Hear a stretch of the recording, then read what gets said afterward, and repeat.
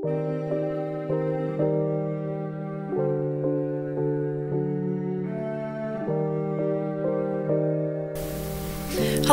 my name is Wojtkowiak and I'm a graduate student at the Franciscan University of Steubenville. This podcast is being created on September 28, 2012 from my home in Philadelphia, Pennsylvania for my School and Society class. In this class, we are investigating different trends in the education system. This week's podcast is about the trend that the percentage of American children living in families with incomes below the poverty line has increased continuously. Nearly 1 in 5 children are poor today. 1 in 5. That's a pretty powerful statistic. 1 in 5. Take a moment and think about that. Do you know any children personally living in poverty? Or do you think, as many of my Google searches for poverty images suggest, that only children living in poverty live in Africa or in the slums of India? Poverty in America is real, folks, and it's around every corner. Remember, nearly 1 in 5 children are poor today. As a teacher who has worked with students in poverty, I personally am sickened by the lack of national response to these children. Their schools and neighborhoods are falling apart, and the political climate at times seems to support looking the other way by cutting social programs and reducing the budgets of failing schools with failing infrastructures. At times, it's easy to lose hope and to feel like our poor children are doomed. But as an educator, I think I stand as good a chance as any to prepare poor students to rise above their poverty status. According to Bibble, defenders of public education, specifically the American Federal Teachers Union, cite poverty as the biggest reason for educational gaps. In my opinion, he misunderstands their argument. He takes that to mean that teachers think students in poverty aren't smart enough to learn or don't deserve an opportunity to receive a quality education. He translates that to mean that teachers are too lazy or too bigoted or too mediocre to teach kids in poverty. Overall, he, like too many in this country, want to place the blame on teachers rather than take a real hard look at all of the underlying issues that are responsible for the tremendous educational gaps in our children who live in poverty. It's not the fault of the teachers. It's not the fault of the unions.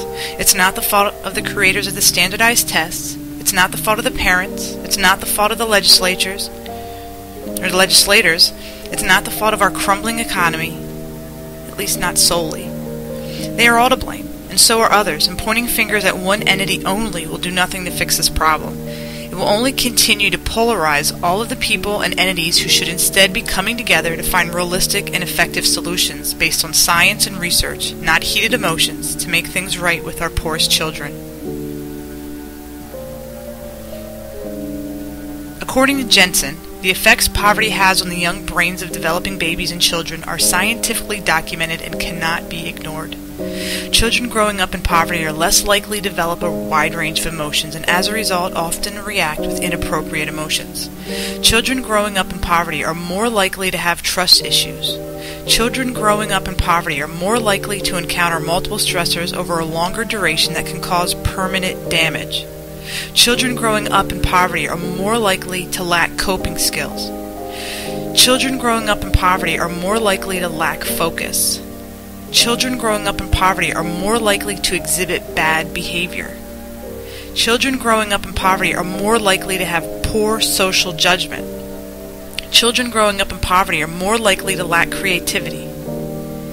Children growing up in poverty are more likely to have reduced memory.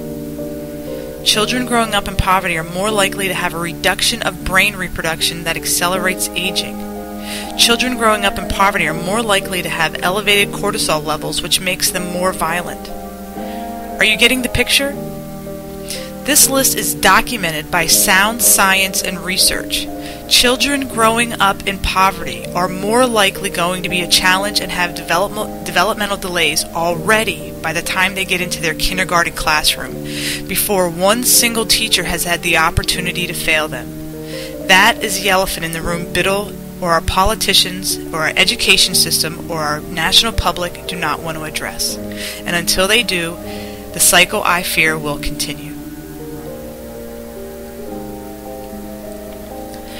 My field-based educator, Mary Ian-Petro, is a doctoral candidate in neuropsychology from Temple University, at which she has had the opportunity to act as an educator in the role of a teaching assistant.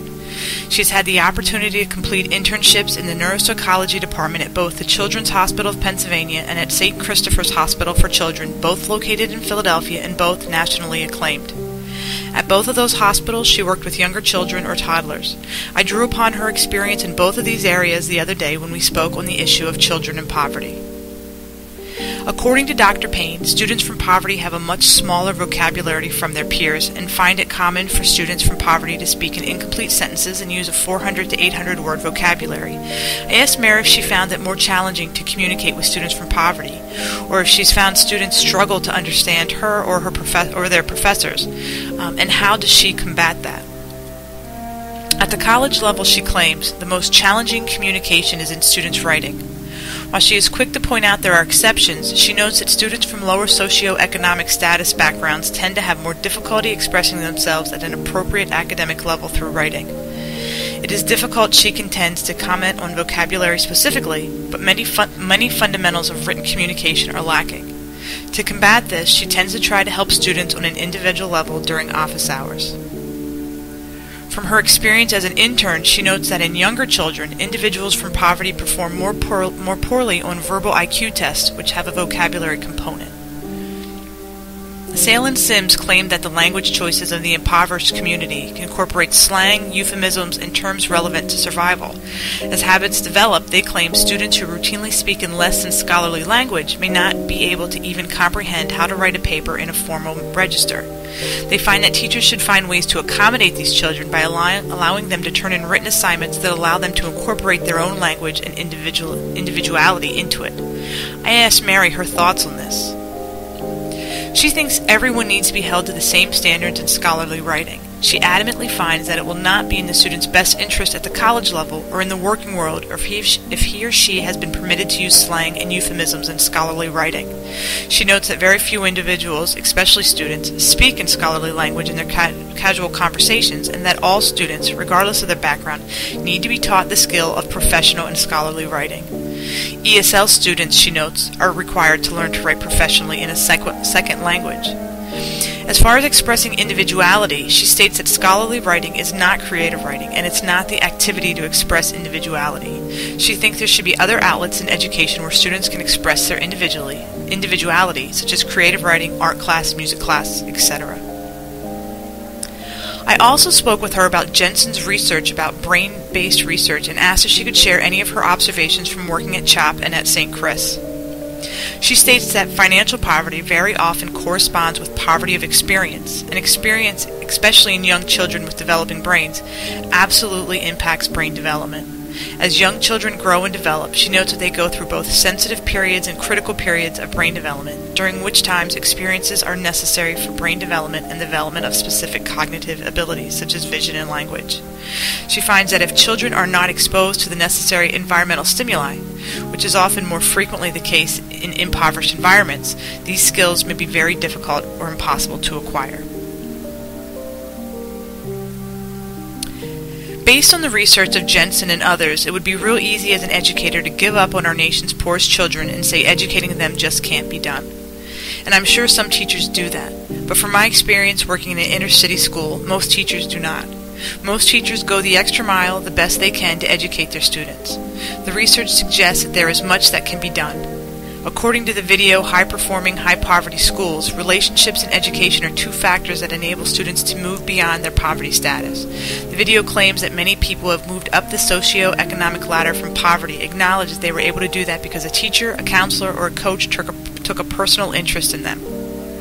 When students from poverty feel that they are genuinely cared about and believed in, they do better in the long run. From personal experience, I don't think the effects of this are necessarily immediate or necessarily academic, but I think that building positive relationships with students is possibly the most important thing a teacher can do for their students.